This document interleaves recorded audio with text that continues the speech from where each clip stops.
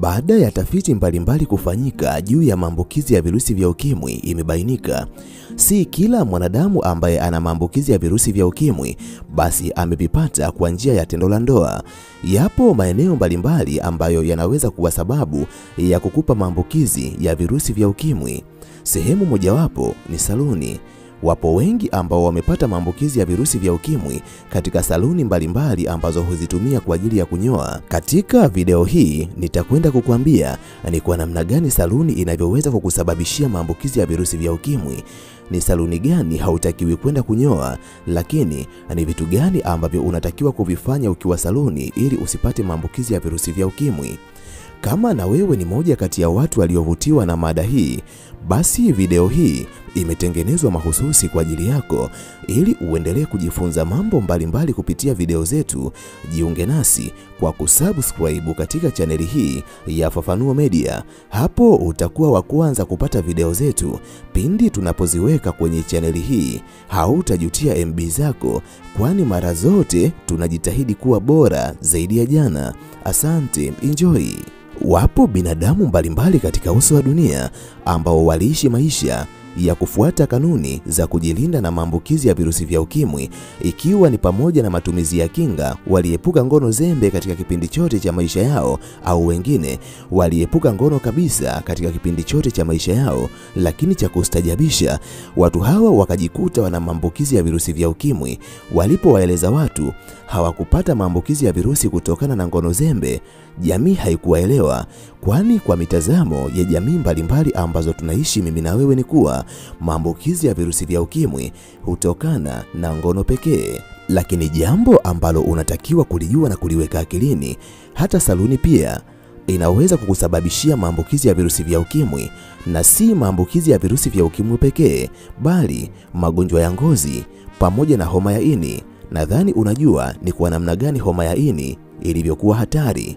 Homa ya ini ni hatari kuliko unavyofikiria, kwani inaweza kukuondoa haraka sana katika uso wa dunia. Na jambo ambalo asilimia kubwa ya binadamu hawalijui ni kuwa ugonjwa wa homa ya ini, ambao inaripotiwa kuwa ni hatari kuliko hata ukimwi, unaweza kuambukizwa kwa njia zile zile kama ambavyo ukimwi unavyoambukizwa.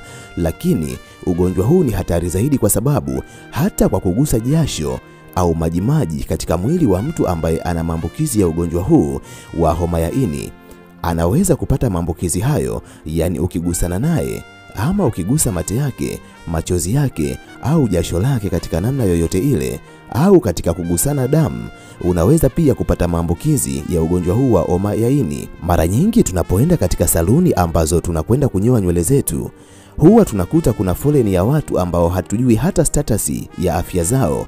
Anaponyolewa mtu mmoja, kiwembe kile kile katika mashine ndicho hutumika kukunyoa wewe.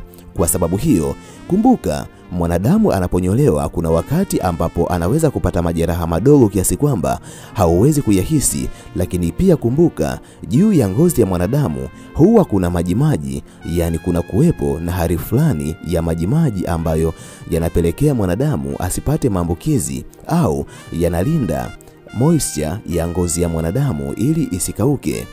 Jambo ambalo unatakiwa kulijua, mwanadamu mwenye maambukizi ya homa ya ini anaponyolewa kwa mashine hiyo na wewe ukaenda kunyolewa, inawezekana status ya afya yako ikabadilika kuanzia siku hiyo, ukapata maambukizi ya homa ya ini kwa sababu tu mashine ambayo ameitumia kinyozi kumnyoa mtu mwenye maambukizi ya homa ya ini imetumika pia kukunyoa wewe.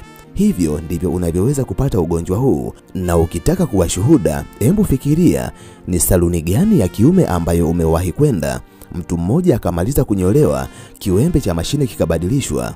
Jambo hilo halipo kabisa. Mara nyingi kiwembe kile hubadilishwa pale tu kinapokuwa butu, ndipo kiwembe cha kwanza hutolewa na kwenda kunolewa na kubadilishwa kuwekwa kiwembe kingine. Hivyo ndivyo unavyoweza kupata homa ya ini kupitia saluni. Okay, naona nimezungumzia homa ya ini.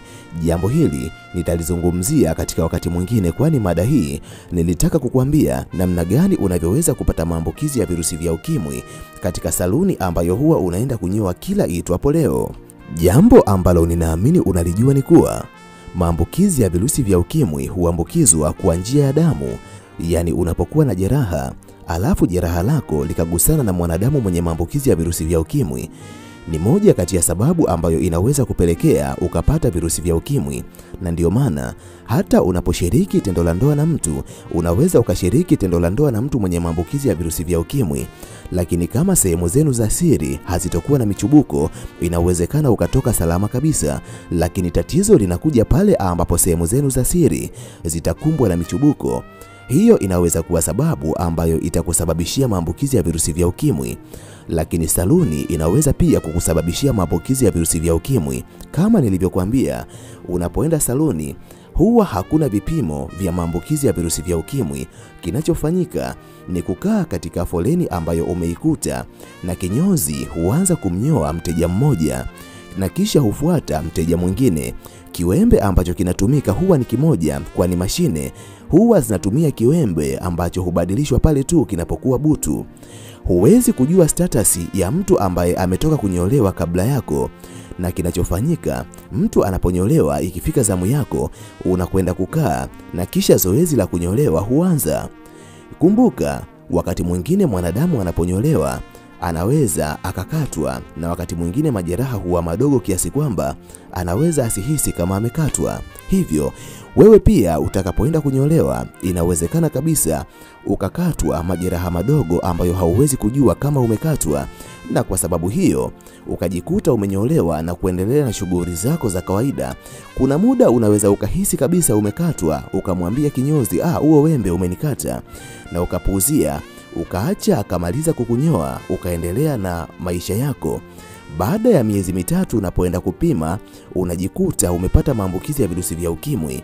Unapojaribu kufikiria umepataje maambukizi ya virusi vya ukimwi, unashindwa kupata majibu na kuanza kudhani labda umelogwa. Hapana, haujalogwa. Jambo ambalo haukulijua ni kuwa ile siku ambayo ulikuwa katika saluni ukasababishiwa majeraha kwa mashine ambayo ilikuwa inatumiwa kukunyoa, ndiyo siku ambayo ulipata maambukizi ya virusi vya ukimwi. Pamoja na kuwa saluni ni miongoni mwa vitu ambavyo vinaweza kukusababishia maambukizi ya virusi vya ukimwi, lakini kuna vitu ambavyo unatakiwa kuvifanya pale unapokuwa saluni. Jambo namba moja, kinyozi anapokuwa anakunyoa alafu kwa namna yoyote kiwembe kikakukata, sitisha zoezi hilo mara moja, kisha safisha jeraha hilo kwa kutumia maji mengi sana. Tumia maji mengi kulisafisha jeraha hilo, na kisha baada ya hapo paka sehemu hiyo ya majeraha spiriti ambayo ipo katika sehemu hiyo. Wengi huwa wanapuuzia wanapohisi wamekatwa na mashine ambazo zinatumika kuwanyolea, huwa wanapuuzia na kuendelea na zoezi hilo la kunyolewa wakidhani ni jambo la kawaida. Lakini nakwambia, afya yako ina umuhimu kuliko chochote ambacho kipo katika maisha yako. Jambo ambalo unatakiwa kulifanya ukihisi kwa namna yoyote kuwa kiwembe ambacho unanyolewa nacho kimekukata kwenye kichwa chako, sitisha zoezi hilo, safisha jeraha kwa maji mengi, weka spiriti, kisha nenda kituo chochote cha afya ambacho kipo karibu na wewe. Omba ushauri wa kitabibu. Kuna dawa ambazo unaweza ukaandikiwa. Kuna dawa za miezi mitatu ama kuna dawa za siku 3.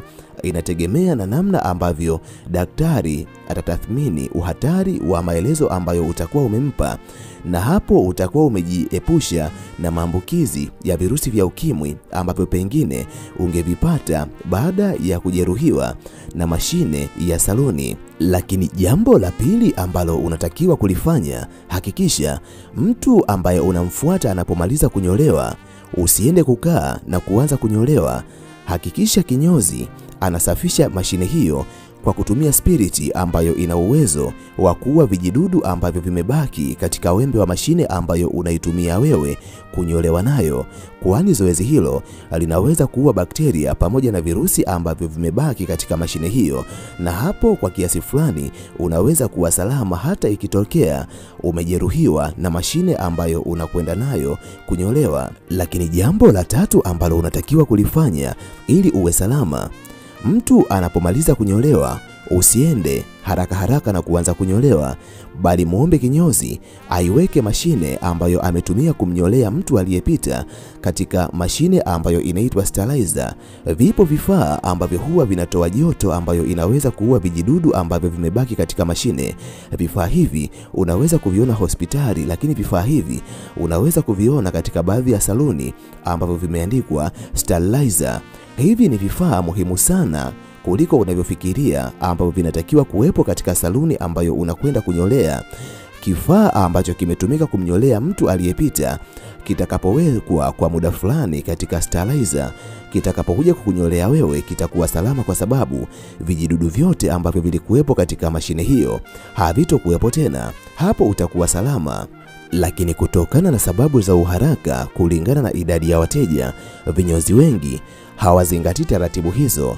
Wanaweza wakamnyoa mteja mmoja, wanapomaliza anakuja mteja mwingine, wanaanza kumnyoa bila kuzifanyia matibabu mashine ambazo wanazitumia kuwanyoa wateja wanaofuata. Ili uweze kuwa salama zaidi dhidi ya maambukizi ya virusi vya ukimwi, unapokuwa saluni, hakikisha unatazama kwanza saluni ina vifaa gani.